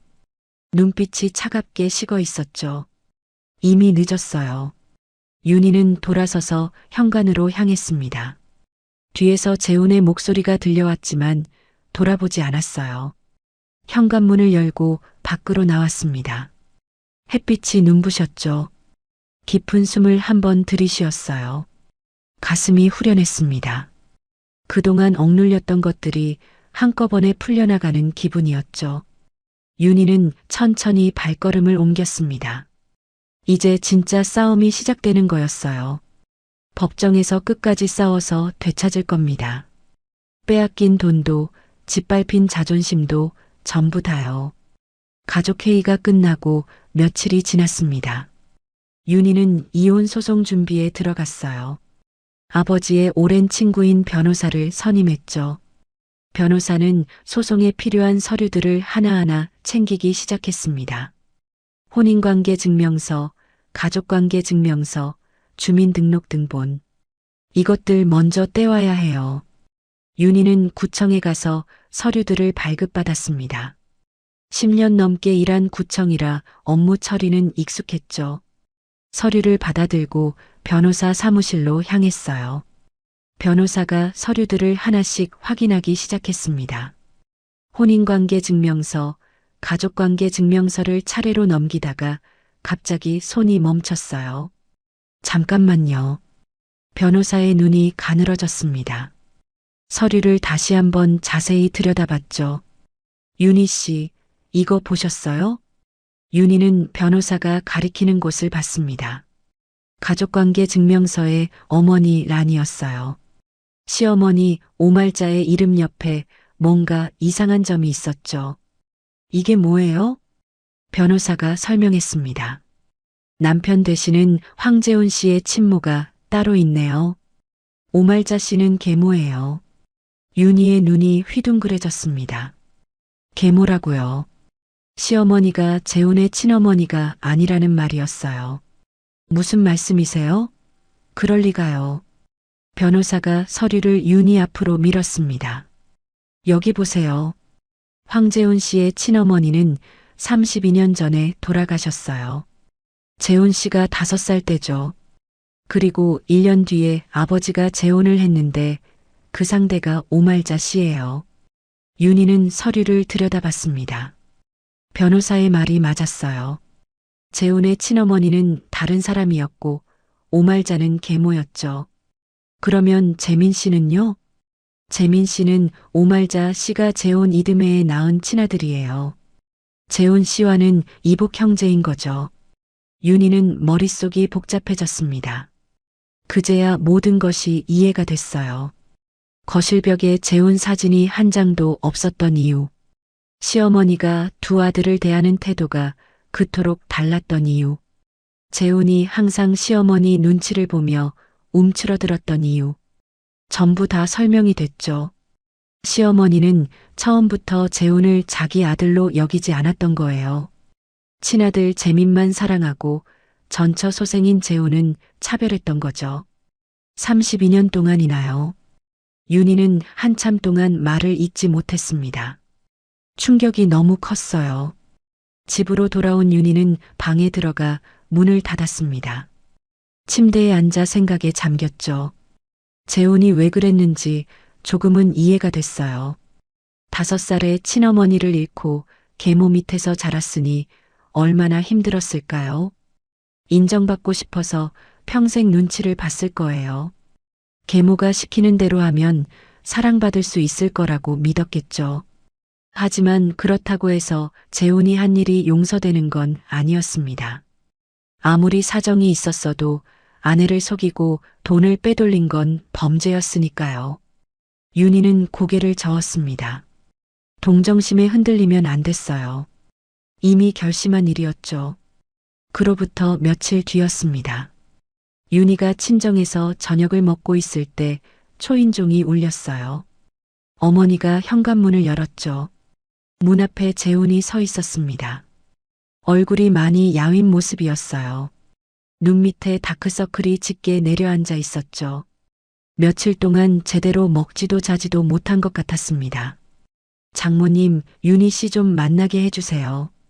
어머니의 표정이 싸늘하게 굳었어요. 우리 딸한테 사기치고 뭔 낯짝으로 찾아왔어. 당장 꺼져. 재훈이 고개를 숙였습니다. 잘못했습니다. 제발 한 번만 기회를 주세요. 윤희가 현관으로 나왔어요. 재훈을 보자 가슴이 복잡해졌습니다. 미움과 연민이 뒤섞인 감정이었죠. 엄마, 괜찮아요. 잠깐 얘기하고 올게요. 윤희는 슬리퍼를 신고 밖으로 나갔습니다. 재훈과 함께 아파트 단지 안벤치로 향했죠. 가로등 불빛이 희미하게 내려앉아 있었어요. 두 사람은 나란히 벤치에 앉았습니다. 한동안 침묵이 흘렀죠. 재훈이 먼저 입을 열었어요. 다 알았어. 어머니가 내 친어머니가 아니란 거. 윤희는 놀라지 않았습니다. 가족회의 이후로 시댁에서도 난리가 났을 테니까요. 재훈의 목소리가 떨렸어요. 어렸을 때부터 이상하다고 느꼈어. 동생이랑 나를 대하는 게 너무 달랐거든. 재민이한테는 뭘 해줘도 아깝지 않은데 나한테는 늘 차갑고 엄격했어. 재훈은 고개를 숙인 채 말을 이었습니다. 어릴 때 재민이가 그랬어. 형은 엄마 배에서 안 나왔잖아. 내가 뭔데 내 몫까지 가져가려고 해. 그때는 무슨 말인지 몰랐어. 그냥 동생이 투정 부리는 줄 알았지. 윤희는 조용히 듣고 있었어요. 재훈의 목소리가 점점 갈라졌죠. 어머니도 그랬어. 재훈아, 넌 동생 것 건드리면 안 돼. 알겠지. 항상 양보해야 했어. 뭐든지 재민이가 먼저였고 나는 남은 거 가져가는 사람이었어. 재훈의 눈에 눈물이 고였습니다. 그래도 인정받고 싶었어. 열심히 하면 어머니가 나도 사랑해줄 줄 알았어. 그래서 시키는 대로 다 했어. 어머니 말이면 뭐든 따랐지. 그게 32년이야. 재훈이 두 손으로 얼굴을 감쌌어요. 근데 이제야 알았어. 어머니는 처음부터 날 이용만 한 거였어. 나한테 윤희 씨 소개팅 주선한 것도 결혼하라고 한 것도 전부 다 재민이 빚 갚으려고 짠 거였어. 재훈의 어깨가 들썩거렸습니다. 울음을 참으려고 했지만 눈물이 볼을 타고 흘러내렸죠. 나도 피해자야. 평생 속았던 거야. 윤희 씨, 제발 다시 한번 기회를 줘. 윤희는 재훈을 바라봤습니다. 처참하게 무너진 남자의 모습이었어요. 불쌍하다는 생각이 들었죠. 하지만 윤희의 마음은 이미 정해져 있었습니다. 당신도 피해자였을 수 있어요. 그건 인정해요. 윤희의 목소리는 차분했어요. 하지만 당신은 내 남편이었어요. 나를 지켜줘야 할 사람이었다고요. 재훈이 고개를 들었습니다. 눈물에 젖은 눈으로 윤희를 바라봤죠. 윤희는 말을 이었어요. 당신한테는 기회가 있었어요. 시어머니가 통장 내놓으라고 할 때 내 편을 들 수 있었어요. 내가 집을 나갈 때 붙잡을 수 있었어요.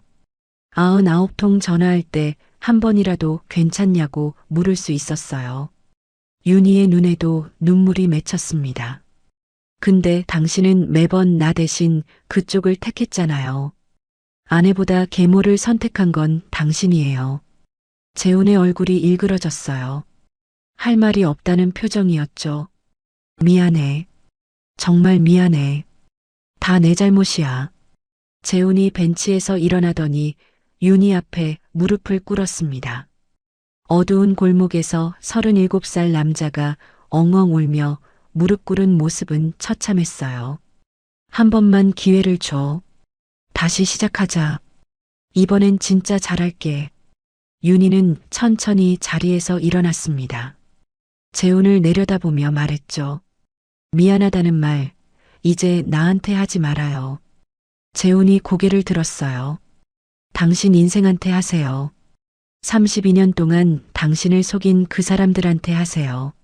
나한테 할 말은 아니에요. 윤희는 돌아섰습니다. 발걸음을 떼려는데 재훈이 윤희의 손을 붙잡았어요. 윤희 씨, 제발. 윤희는 손을 뿌리치지 않았습니다. 대신 조용히 말했죠. 재훈 씨, 당신이 불쌍한 건 사실이에요. 어린 나이에 엄마 잃고 계모한테 차별받으며 자란 거 힘들었을 거예요. 윤희는 재훈의 손을 천천히 떼어냈습니다. 하지만 그게 나한테 한 짓의 면죄부는 안 돼요. 당신도 어른이에요. 선택할 수 있었어요. 그리고 당신은 잘못된 선택을 했어요. 윤희는 재훈을 마지막으로 바라봤습니다. 눈빛에 더 이상 미련은 없었어요. 안녕히 계세요. 윤희는 돌아서서 걸었습니다. 뒤에서 재훈의 울음소리가 들려왔지만 돌아보지 않았어요. 가로등 불빛 아래로 그림자가 길게 늘어졌죠. 아파트 현관에 들어서기 전 윤희는 잠시 멈췄습니다. 하늘을 올려다봤어요. 별이 몇 개 보였죠? 눈물이 한 줄기 흘러내렸습니다. 하지만 슬픔의 눈물은 아니었어요. 뭔가를 내려놓는 눈물이었죠. 결혼하면서 꿨던 꿈들, 재훈을 사랑했던 마음들, 행복한 가정을 이룰 거라던 기대들. 그 모든 것을 이제 놓아주기로 했습니다. 윤희는 눈물을 닦고 현관문을 열었어요. 어머니가 걱정스러운 얼굴로 기다리고 있었죠. 괜찮아? 네, 엄마. 이제 진짜 괜찮아요. 윤희는 웃었습니다. 오랜만에 짓는 진심 어린 미소였어요. 과거는 끝났습니다. 이제 앞만 보고 갈 차례였죠. 이혼 소송과 형사 고소가 동시에 진행됐습니다. 윤희는 변호사와 함께 법원에 서류를 접수했어요. 재민에게는 사기죄, 시어머니 오말자에게는 공범 혐의를 적용했죠. 증거가 확실했기 때문에 변호사도 자신 있어 했습니다. 이 정도 증거면 충분해요. 대출 서류, 이체 내역, 녹음 파일까지 있으니까요. 승소 가능성 높습니다. 윤희는 고개를 끄덕였어요. 오랜 시간 준비한 것들이 하나둘 결실을 맺고 있었죠. 한편 시댁은 완전히 무너지고 있었습니다. 형사 고소 소식이 전해지자 채권자들이 더 거세게 몰려들었어요. 재민이 빌린 8억 원의 빚쟁이들이었죠. 사채업자들은 시댁 앞에 진을 치고 하루가 멀다 하고 찾아왔습니다. 황재민 나와. 돈 갚아. 도망가면 가족들한테 받는다. 고함 소리가 동네방네 울려 퍼졌어요. 이웃들이 수군거리기 시작했죠. 30년 넘게 살던 동네에서 시댁은 완전히 망신을 당했습니다. 시어머니는 가족회의 때 쓰러진 뒤로 몸이 많이 안 좋아졌어요. 혈압이 치솟아서 며칠간 입원했다가 겨우 퇴원한 상태였죠. 하지만 집에 돌아와도 편할 날이 없었습니다. 채권자들 때문에 밖에 나가지도 못했어요. 재미는 방 안에 틀어박혀 나오지 않았습니다. 휴대폰도 꺼놓고 아무도 만나지 않았어요. 궁지에 몰린 쥐처럼 숨어 있었죠. 그러던 어느 날이었습니다. 윤희는 평소처럼 구청에 출근해서 업무를 보고 있었어요. 민원실 창구에 앉아 서류를 정리하고 있었죠. 평화로운 오후였습니다. 그때 민원실 입구가 갑자기 소란스러워졌어요. 누군가 고함을 지르는 소리가 들려왔죠. 서윤이, 서윤이 어디 있어? 윤희는 고개를 들었습니다. 심장이 철렁 내려앉았어요. 민원실 입구에 재민이 서 있었죠. 눈이 벌겋게 충혈되어 있었고 머리카락은 산발한 채였습니다. 며칠째 씻지 않은 듯 행색이 엉망이었어요. 형수님, 나와. 재민이 민원실 안으로 들어왔습니다. 주변 사람들이 놀라서 피했어요. 민원인들이 비명을 지르며 뒤로 물러났죠. 윤희는 자리에서 일어났습니다. 손이 떨렸지만 표정을 바꾸지 않았어요. 재민이 윤희를 발견하고 성큼성큼 다가왔습니다. 내가 내 인생 망쳤어. 내가 입 다물고 있었으면 아무 일도 없었어. 재민의 목소리가 민원실 전체에 울려 퍼졌어요. 침이 튀었죠. 눈에는 광기가 서려 있었습니다. 윤희는 한 발짝 뒤로 물러났어요. 옆에 있던 동료들이 놀라서 일어섰죠. 재민 씨, 여기가 어딘지 알아요? 공공기관이에요. 당장 나가세요. 윤희의 목소리는 떨리지 않았습니다. 최대한 침착하게 말했죠. 하지만 재민은 멈추지 않았어요. 오히려 더 흥분했죠. 공공기관? 그게 뭐 어쨌는데? 다 내 탓이야. 재민이 옆에 있던 의자를 집어들었습니다. 그리고 그대로 바닥에 내던졌어요. 쾅 하는 소리와 함께 의자가 부서졌죠. 민원실이 아수라장이 됐습니다. 사람들이 비명을 지르며 도망쳤어요. 아이를 아는 엄마가 울면서 뛰어나갔죠. 재민은 거기서 멈추지 않았습니다. 책상 위에 있던 서류들을 집어서 공중에 흩뿌렸어요.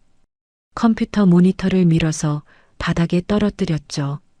유리창에 주먹을 휘둘러 금이 가게 만들었습니다.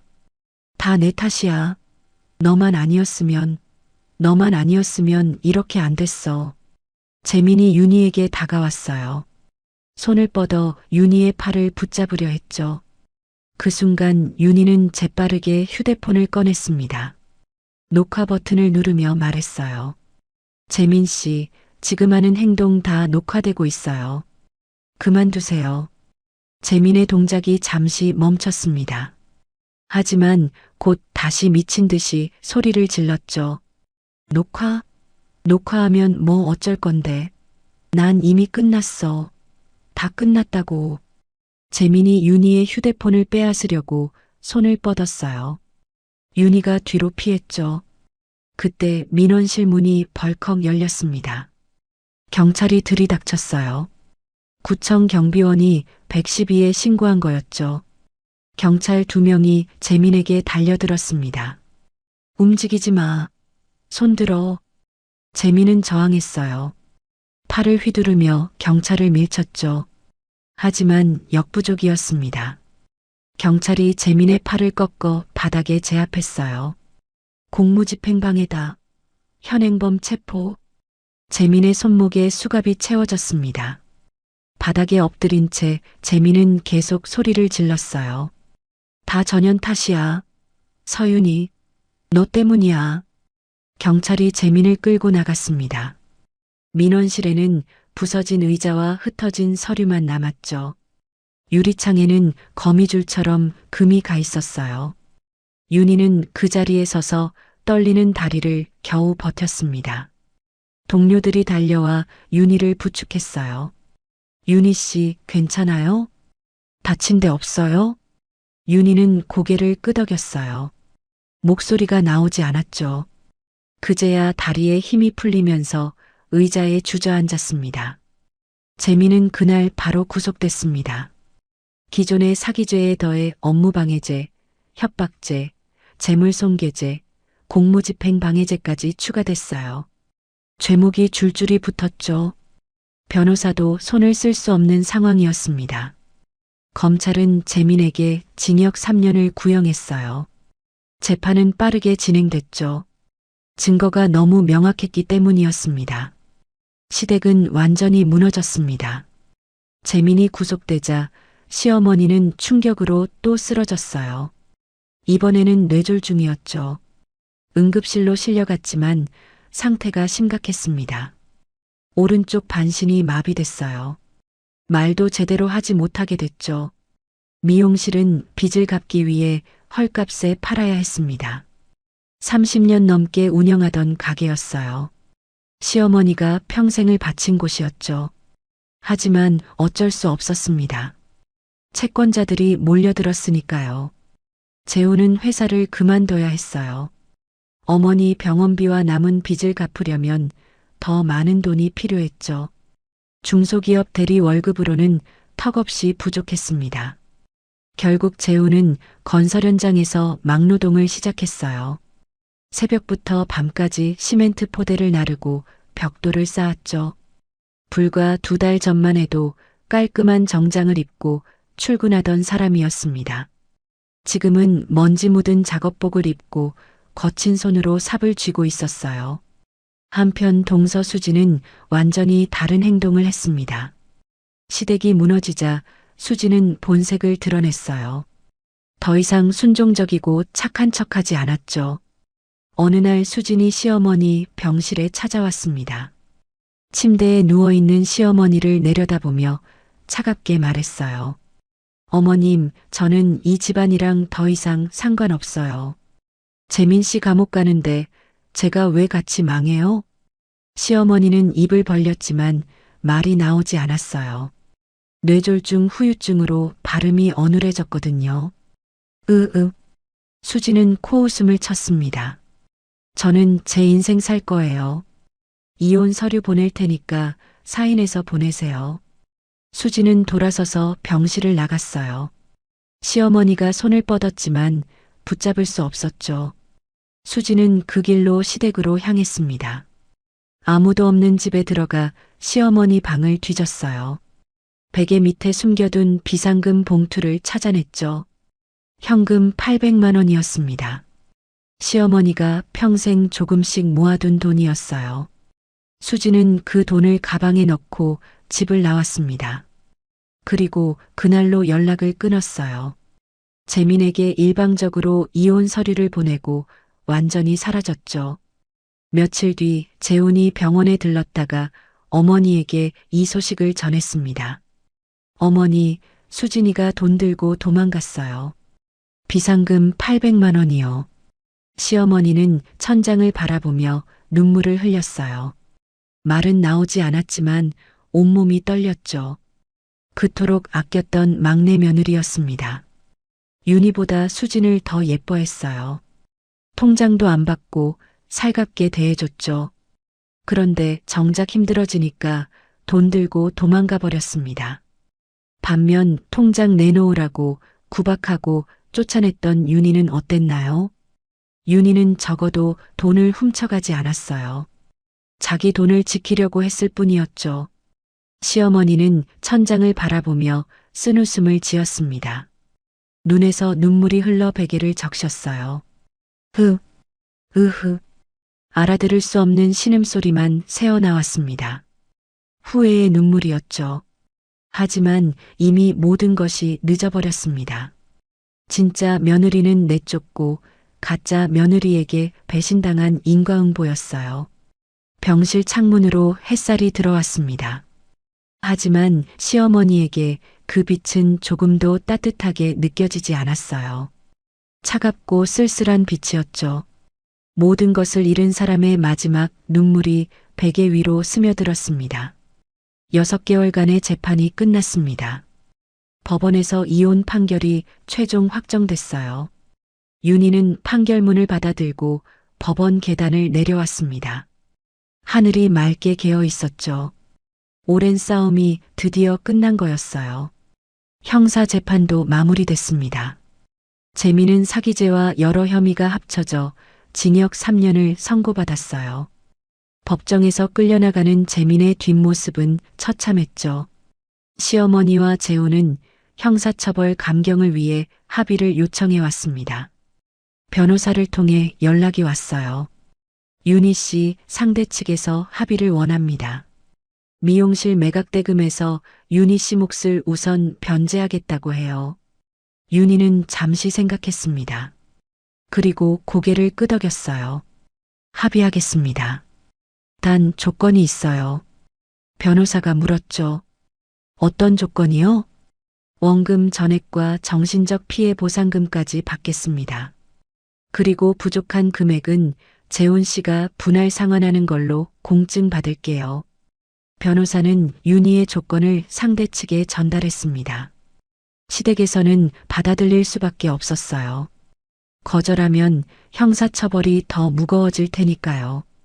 최종 합의 내용은 이랬습니다. 미용실 매각대금에서 원금 중 1억 2천만 원을 먼저 변제받았어요. 거기에 정신적 피해 보상금 2천만 원이 추가됐죠. 총 1억 4천만 원을 수령했습니다. 나머지 3천만 원은 재훈이 향후 5년간 분할 상환하기로 공증을 받았어요.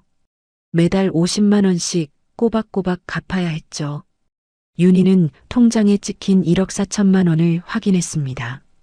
원래 대출금 1억 5천만 원에서 1천만 원이 빠졌지만 그래도 거의 다 되찾은 거였어요. 10년간 모은 저축 1억 5천만 원도 그대로 있었죠. 힘든 싸움이었지만 결국 이겼습니다. 3년이라는 시간이 흘렀습니다.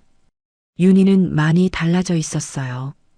구청에서 6급으로 승진했죠. 복지정책팀장이라는 직함이 붙었습니다.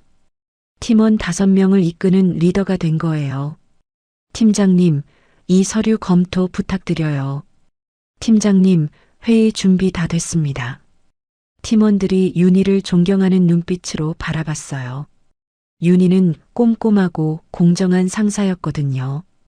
힘든 일이 있으면 먼저 나서서 해결해줬죠. 그래서 팀 분위기가 늘 좋았습니다. 퇴근 후에는 자기 아파트로 돌아왔어요. 결혼 전에 부모님 도움으로 마련한 본인 명의 아파트였죠. 시댁에 뺏기지 않고 지켜낸 소중한 집이었습니다. 주말이면 부모님 댁에 가서 함께 밥을 먹었어요. 어머니가 차려주는 밥상 앞에서 이런저런 이야기를 나눴죠. 윤희야, 요즘 회사는 어때? 바쁘지만 보람 있어요, 엄마. 평범하지만 따뜻한 일상이었습니다. 3년 전 빗속에서 캐리어를 끌던 때가 거짓말 같았어요. 그 무렵 윤희의 삶에 새로운 사람이 나타났습니다. 강도현이라는 남자였어요. 구청에 자주 출입하는 건설사 본부장이었죠. 민원 업무 때문에 처음 만났는데 첫인상이 좋았습니다. 도현은 40살이었어요. 키가 크고 인상이 부드러웠죠. 무엇보다 말투가 진중했습니다. 허튼 소리를 하지 않았고 약속을 꼭 지켰어요. 처음에는 업무적인 만남이었습니다. 그런데 어느 순간부터 도연이 윤희에게 관심을 보이기 시작했어요. 팀장님, 점심 드셨어요? 근처에 맛있는 식당이 있는데 같이 가실래요? 윤희는 처음에는 거절했어요. 이혼한 지 얼마 안 됐고 새로운 관계가 두려웠거든요. 하지만 도연은 포기하지 않았습니다. 천천히 알아가면 돼요. 저는 기다릴 수 있어요. 도연의 진심이 느껴졌어요. 재훈처럼 달콤한 말로 속이는 게 아니었죠. 행동으로 보여줬습니다. 바쁜 와중에도 챙겨주고 힘들 때 옆에 있어줬어요. 1년쯤 지났을 때 윤희는 도연에게 과거를 털어놓았습니다. 시댁에게 사기당한 이야기, 이혼한 이야기, 법정 싸움 이야기까지 전부 다요. 도연은 조용히 듣고만 있었어요. 얼굴에 판단하는 기색이 전혀 없었죠. 다 듣고 나서 도연이 입을 열었습니다. 윤희 씨가 겪은 일들 다 들었어요. 윤희는 긴장했어요. 이 얘기를 듣고 도망가는 사람도 있을 거라고 생각했거든요. 하지만 도연의 다음 말은 예상과 달랐습니다. 그건 윤희 씨 잘못이 아니에요. 오히려 그걸 이겨낸 윤희 씨가 대단한 거예요. 도연이 윤희의 손을 잡았어요. 저는 과거의 윤희 씨가 아니라 지금의 윤희 씨를 사랑합니다. 앞으로 제가 옆에 있을게요. 윤희의 눈에 눈물이 고였습니다. 이번에는 슬픔의 눈물이 아니었어요. 감사와 안도의 눈물이었죠. 2년간 진지하게 교제한 뒤 두 사람은 결혼을 결심했습니다. 윤희의 부모님도 도연을 마음에 들어 했어요. 아버지가 도연을 만나고 나서 말했죠. 이번엔 내가 보기에도 괜찮은 사람이다. 딸을 진심으로 아끼는 게 느껴져. 어머니도 고개를 끄덕였어요. 도연 씨 눈빛이 달라. 우리 윤희 행복하게 해줄 것 같아. 결혼식은 바닷가에서 작게 치렀습니다. 가족과 친한 친구들만 초대했어요. 화려하지 않았지만 따뜻한 결혼식이었죠. 윤희는 하얀 드레스를 입고 도연의 손을 잡았습니다. 파도 소리가 배경 음악처럼 들려왔어요. 노을이 바다 위로 붉게 번지고 있었죠. 행복하게 해줄게요. 평생. 도연이 윤희의 귀에 속삭였어요. 윤희는 미소를 지으며 고개를 끄덕였습니다. 피로연이 끝나갈 무렵 윤희는 부모님에게 다가갔어요. 두 분의 손을 꼭 잡았습니다. 아빠, 엄마. 그때 제 편 들어주셔서 감사해요. 덕분에 다시 일어설 수 있었어요. 아버지가 딸의 손을 토닥였어요. 우리 딸이 이겨낸 거지. 아빠가 뭘 했다고. 어머니가 윤희를 끌어안았습니다. 이제 행복하게만 살아. 그게 엄마 소원이야. 윤희는 부모님 품에서 한참을 안겨 있었어요. 눈물이 났지만 닦지 않았습니다. 행복한 눈물이었으니까요. 한편 시댁 사람들은 어떻게 됐을까요? 시어머니 오말자는 요양병원에 있었습니다. 뇌졸중 후유증으로 반신이 마비된 채 침대에 누워 지냈어요. 말도 제대로 못하고 혼자서는 밥도 먹지 못했죠. 문병 오는 사람은 아무도 없었습니다. 친척들도 발길을 끊었어요. 가족회의 때 망신을 당한 뒤로 황 씨 집안에서 완전히 외면받았거든요. 시어머니는 매일 천장만 바라보며 후회의 눈물을 흘렸습니다. 32년 동안 차별했던 재훈, 내쫓았던 며느리 윤희, 끔찍이 아꼈던 재민. 모든 것이 떠올랐죠. 하지만 돌이킬 수 없었습니다. 재민은 교도소에서 복역 중이었어요. 징역 3년형을 받고 차가운 감방에서 지내고 있었죠. 그제야 자신이 얼마나 잘못했는지 깨달았습니다. 재민은 어머니에게 편지를 썼어요. 죄송하다고, 잘못했다고, 용서해달라고. 떨리는 손으로 한 글자 한 글자 적었죠. 하지만 그 편지는 읽히지 못했습니다. 시어머니는 이미 글을 읽을 수 없는 상태였거든요. 편지는 요양병원 간호사실 서랍에 쌓여만 갔어요. 재훈은 여전히 막노동을 하고 있었습니다. 어머니 병원비와 남은 빚을 갚기 위해서였죠. 새벽부터 밤까지 일하고 매달 50만 원씩 윤희에게 송금했어요. 어느 날 재우는 요양병원에 갔습니다. 오랜만에 어머니를 보러 간 거였죠. 하지만 병실 문 앞에서 발걸음을 멈췄어요. 침대에 누운 어머니의 모습이 보였습니다. 쭈그러들고 초라해진 모습이었죠. 32년 동안 자신을 이용만 했던 사람. 친어머니도 아니면서 엄마 행세를 했던 사람. 재호는 돌아섰습니다. 병실 문을 열지 않았어요. 그냥 그대로 요양병원을 나왔죠. 그 뒤로 재호는 다시는 요양병원에 가지 않았습니다. 동서 수지는 어떻게 됐을까요? 시댁 비상금 800만 원을 들고 도망친 수지는 돈 많은 남자를 따라갔어요. 사업가라고 했죠. 호화로운 생활을 꿈꿨습니다. 하지만 6개월 만에 버림받았어요. 그 남자에게 수지는 그저 잠깐 스쳐가는 사람이었던 거죠. 수지는 원룸에서 궁핍하게 생활하고 있다는 소문이 들려왔습니다. 모든 것이 인과응보였어요. 나쁜 짓을 한 사람들은 그에 맞는 대가를 치렀죠. 결혼식이 끝나고 윤희와 도연은 바닷가를 걸었습니다. 노을이 바다 위로 붉게 물들어 있었어요. 파도가 두 사람의 발밑으로 밀려왔다 빠져나갔죠. 도연이 윤희의 손을 꼭 잡았습니다. 이제 갈까요? 우리 새 인생으로. 윤희는 고개를 끄덕이며 미소 지었어요. 네, 가요. 두 사람은 손을 잡고 천천히 걸었습니다. 뒤로 노을빛이 길게 그림자를 드리웠죠. 윤희는 걸으면서 생각했어요. 3년 전 빗속에서 시댁을 나오던 그날 모든 것이 끝난 줄 알았습니다. 하지만 아니었죠. 그날은 끝이 아니라 시작이었어요. 폭풍우가 지나간 자리에는 더 맑은 하늘이 옵니다.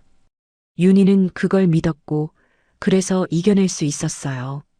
지금 이 순간 윤희는 그 어느 때보다 행복했습니다. 햇살이 두 사람의 등 뒤로 따스하게 내려앉았어요. 새로운 인생이 막 시작되고 있었습니다. 오늘 이야기가 마음의 작은 울림으로라도 남았다면 가끔 이곳에 다시 들러주셔도 좋겠습니다. 여유가 되신다면 사연의 주인공에게 따뜻한 한 줄 남겨주세요. 그 마음이 누군가의 내일을 버티게 해줄지도 모릅니다. 당신의 오늘과 내일을 진심으로 응원합니다. 여기는 실화 보따리였습니다. 감사합니다.